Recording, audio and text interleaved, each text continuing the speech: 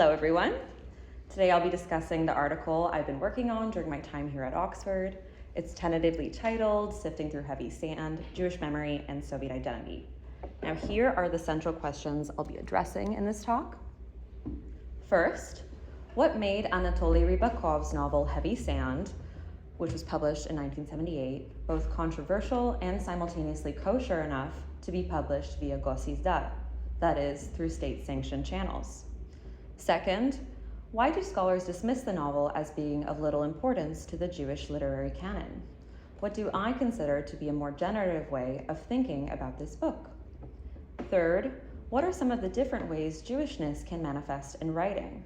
How does Rybakov's secularized, assimilated Jewish identity impact his depiction of Jews? How does this alter our perception of Soviet Jewish literature more broadly? Let's start with some important context. Before publishing his Holocaust novel, Heavy Sand, in 1978, Rybakov was best known for writing propagandic children's fiction in the socialist realist genre. Rybakov grew up in Moscow in an assimilated Jewish family. It was only after World War II that he became interested in his Jewish heritage, compelled by genocide to reevaluate his own identity. He explains in his memoir, "I grew up in Moscow in a Russified family. I did not know Hebrew. I lived, I worked, I roamed around Russia and never felt any anti-Semitism against me personally. I fought for Russia, I was born in Russia, and in Russia I will die. But I am a Jew. I was appalled by what was going on in my country, in the country which, at the dawn of the revolution, proclaimed the universal brotherhood of nations." Much like his counterpart, Vasily Grossman, the horrors of the Shoah compelled Rybakov first to reconnect with his heritage, and second, to write about it for a Soviet audience. Both writers faced harsh censorship, but ultimately managed to publish works featuring Jewish protagonists with references to the Nazi genocide.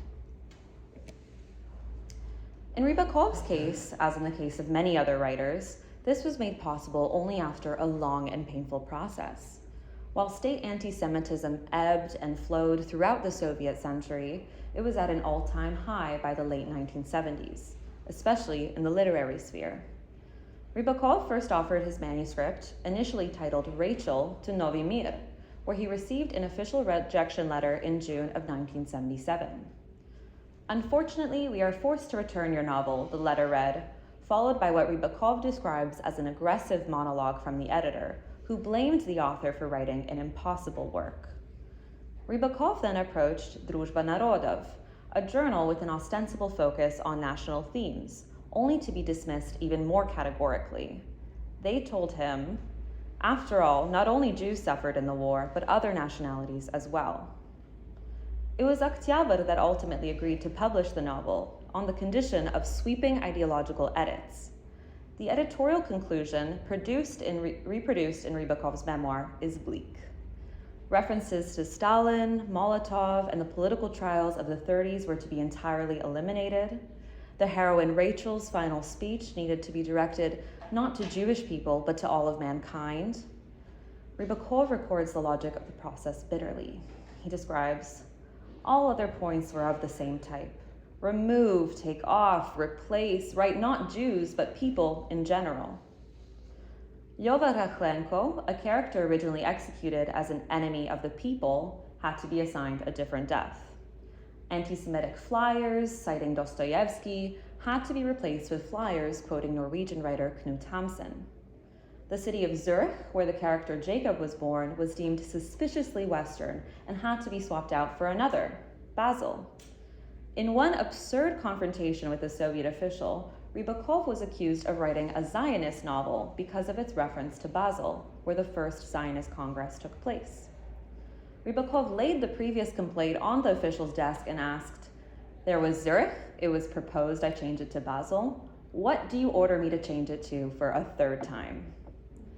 Lastly, unable to retain the title Rachel, Rybakov chose Heavy Sand, a reference to a verse from the book of Job. "If my grief were weighed, it would now be heavier than the sand of the sea." This substitution was a quiet act of resistance, a biblical trace left in a novel where the Jew itself had to be erased. While Rebekah acknowledged that the novel, of course, became poorer as a result of these compromises, he believed that its main pathos was still preserved. That the novel was published via Gosizdat and later reprinted in 1982, though never translated into any Soviet languages other than Russian, suggests that it struck a delicate balance, provocative but not impermissible. Now that I've touched upon the novel's censorship, I'll share what other scholars have to say about it. In her monograph, Reinventing Tradition, Claudia Smola lists Heavy Sand as one of many Russian texts which addresses Jewish issues while at the same time having no poetologic relationship to Jewish cultural tradition. She cites Olaf Tirpitz's argument that Rebekah's portrayal of Jewish destiny is ultimately subordinated to a Soviet ideal of universal humanism. Smola does acknowledge, however, that a gap likely exists between Rebekah's intentions and the constraints imposed on him by censorship. Gary Rosenshield is less sympathetic to such constraints. He asserts that Heavy Sand fails to adequately memorialize Jewish suffering due to its reliance on socialist realism and its broadly assimilationist worldview.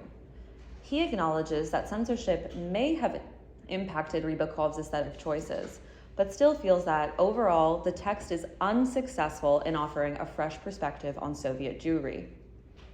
Annie Eppelboin and Kasina Asyakoviguina similarly frame the novel as a highly censored work, whose adherence to Soviet ideological norms stifles any potential it may have had to be a substantive contribution to Holocaust literature. In my opinion, these critiques take for granted an incompatibility between Soviet literary aesthetics and Jewish cultural representation. They judge Heavy Sand against a presumed model of Jewish authenticity that remains largely undefined. But Heavy Sand resists such binary classifications. It does not offer an unambiguous celebration of Jewishness, nor is it wholly absorbed into Soviet mythmaking. Rather, the novel exists in a space of tension, negotiating between secular Soviet values and submerged forms of Jewish literary representation. Its ambiguous position makes it a compelling example of what might be called in-between literature, works that mediate between competing loyalties, literary traditions, and historical narratives. In my article, I pose the question, how does Jewishness manifest in Heavy Sand and in Gosizdat more broadly? Instead of regarding the novel's pro-Soviet stance as being at odds with its Jewish themes, I explore how Jewish memory, culture, and mourning are embedded in the novel's narrative structure, sometimes overtly, sometimes through irony, absence, or allusion. Two features in particular ground the novel within the broader Jewish literary canon. One of these is its loquacious first-person narrator. The narrator, Boris, identifies strongly with Soviet ideals and repeatedly insists he is more Russian than Jewish, voicing the assimilated worldview that Rosenshield sees as completely detrimental to Rebekah's professed goal of memorializing Jewish life. Yet it is precisely through this first-person form, marked by digression, contradiction, and irony, that Rebekah invites a more nuanced reading of assimilation, positioning Boris as a figure whose speech carries the traces of both Soviet ideology and Jewish cultural loss. I also turn to the novel's deployment of Yiddish literary tropes and biblical references, suggesting that Heavy Sand engages in a fragile, often uneasy effort to sustain Jewish aesthetics within, and sometimes against, the framework of Soviet literary norms. The novel does not resolve these tensions fully, but it does find meaningful, if imperfect, ways to hold both commitments at once. I must preface that while biblical references appear throughout the novel, they function less as political gestures towards Zion or nationhood, and more as ethical and cultural anchors, conduits for memory, mourning, and the intergenerational transmission of loss. This paper draws on a growing body of interdisciplinary scholarship concerned with the dynamics of memory, trauma, and representation in post-genocidal and post-totalitarian contexts. In that spirit, I treat Heavy Sand not as a transparent vessel of ideology or a proclamation of identity, but as a literary work with its own internal logic, one in which Soviet and Jewish elements are not mutually exclusive, but are meaningfully intertwined. When it comes to the theoretical framework underpinning my analysis, I'm especially drawn to the scholarship of Harriet Murav and Anna Sternschus, who have, along with others, shown that Soviet institutions fostered a space where categories such as Jewish and Soviet could not only coexist, but actually cross-fertilize. Like many Soviet Jewish writers, Rebekah reflects what Murav calls a secular and ethnic form of Jewish identification, shaped more by a historical consciousness and a feeling of inherited memory rather than by strict religious observance. Murav reminds us that testimony about suffering is always a translation across a boundary, inevitably marked by belatedness and exteriority. I follow in Murav's footsteps by echoing her question: what follows artistically and philosophically from the sudden and terrible forced reminder that I am a Jew? In my view, Heavy Sand bears traces of this effort, registering both the drive to commemorate a specifically Jewish experience while reflecting the narrative and ideological constraints that complicate that task. Michael Rothberg's theory of multidirectional memory also informs the direction of my analysis. Rothberg insists that historical memory is fundamentally dialogic. It does not belong exclusively to one group or narrative, but, on the contrary, emerges from overlapping accounts of the past, which are often comparative and analogical. As Rothberg writes, memory should be understood as subject to ongoing negotiation, cross-referencing, and borrowing, as productive and not privative. I assert that Heavy Sand enacts multidirectional memory by countering the sweeping state-sponsored narrative of Soviet heroism during World War II with an intimate portrayal of Jewish deaths in a single ghetto, shifting attention away from collective triumph to personal loss and the silenced experiences of a persecuted minority. Marianne Hirsch's concept of post-memory complements Rothberg's multidirectional approach by highlighting how trauma can be transmitted across generations. While originally formulated in relation to the children of Holocaust survivors, Hirsch's later work expands the notion of post-memory to include affiliative post-memory, the act of commemorating a trauma by those who are not biological descendants, but who nonetheless feel its effective and ethical weight and decide to intervene. This idea captures the nature of Rebekah's engagement. He was not a survivor of the Nazi genocide, but a Soviet Jew who fought in the Red Army, and only grasped the full extent of the genocide once the war had ended. Rather than offering a strictly testimonial account, Heavy Sand becomes a performative act of affiliative post-memory, an intervention that seeks to reconstruct a loss not witnessed by the writer himself. Naturally, Rebekah's affiliative gesture does not offer a perfect or complete tribute, but nevertheless insists on the necessity of remembrance, however mediated, imperfect, or imagined. Closely reading Heavy Sand means attending to how memory, identity, and transmission are encoded in its language and structure. Rather than beginning with fixed categories like Jewish or Soviet, my approach follows the novel's own cues: its naming practices, its treatment of mourning and burial, its attention to generational rupture and continuity. By necessity, the appearance of Jewishness is not always explicit. It sometimes surfaces obliquely through translation, silence, or symbols. I insist that what matters is not whether the novel meets some undefinable threshold of Jewish content, but how it evokes the pressures, erasures, and inheritances that shaped Jewish life under Soviet rule. In this way, reading becomes a form of listening, not the imposition of identity onto the text, but a willingness to trace the complex ways identity circulates through the text. In the interest of saving time, I will share only one brief excerpt from my article so you can see the sort of close reading I undertake. What I'm about to read is from the section that details how Rebekah reconfigures recognizable Yiddish literary tropes to suit his novel's Soviet setting. Here it is. When it comes to grandfather's sons, they each conform to a Yiddish literary archetype, with the exception of the second son, Grisha, who possesses no distinct qualities. It is likely that Rebekah only included mention of Grisha to increase the number of grandfather's sons to match the 4 of the Passover Haggadah. This reliance on type may initially appear reductive, but it aligns with the long-standing tradition in Jewish literature of using archetypes as a narrative shorthand for exploring moral or existential dilemmas.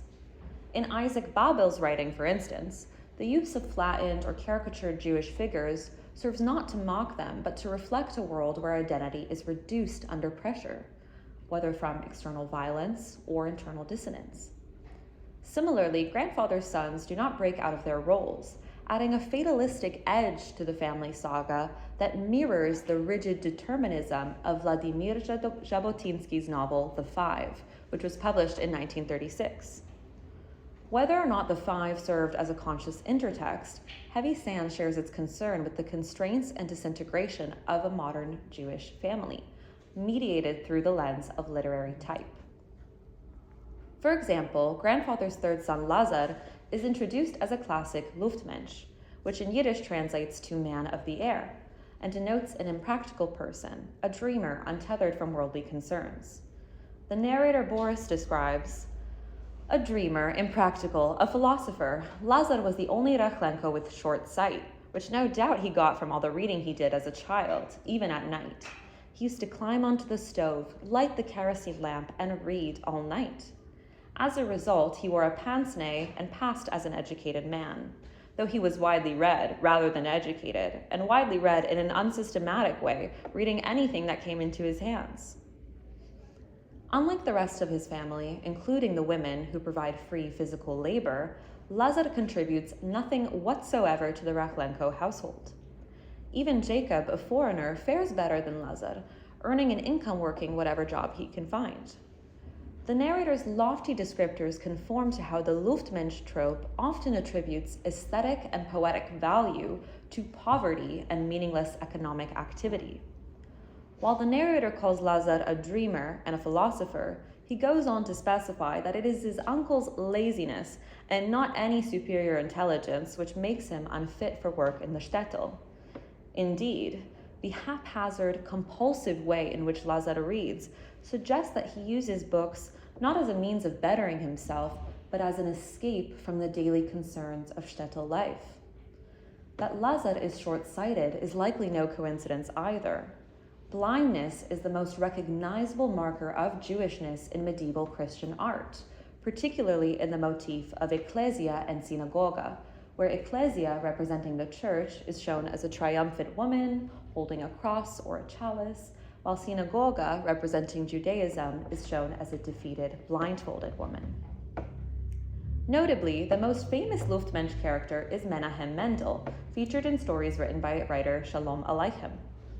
Lazar differs from Menahem Mendel in one key respect, his marital felicity. Unlike the critical, mocking Shana Shendel, who resents Menahem Mendel's naivete, Lazar's wife pities his ineptitude and dotes on him. Oh, sorry. Let's get rid of that. Goodbye. So, unlike the critical, mocking Shana Shendel, who resents Menahem Mendel's naivete, Lazar's wife pities his ineptitude and dotes on him. Upon her death, Lazar promptly succumbs to alcoholism. Even grandfather, quote, who wouldn't tolerate drunkards, shut his eyes to it as he knew Lazar's life was a failure, end quote. Curiously, grandfather accepts Lazar's deterioration as an inevitable consequence of his son's airiness and sees no hope for redemption.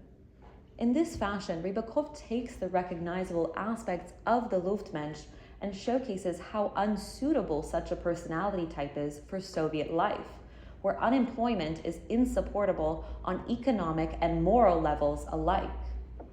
Rebekah's judophilic impulse invariably casts these Jewish types in a favorable light, while contrasting them with the harsher, more unforgiving aspects of Soviet life. I hope that my presentation has provided at least preliminary answers to the questions I posed at the start of my talk and just given you all an idea of the sort of research I'm currently undertaking. As I said, my article is very much a work in progress, and so I'd greatly appreciate any feedback you might have, and I look forward to answering your questions. Thank you so much.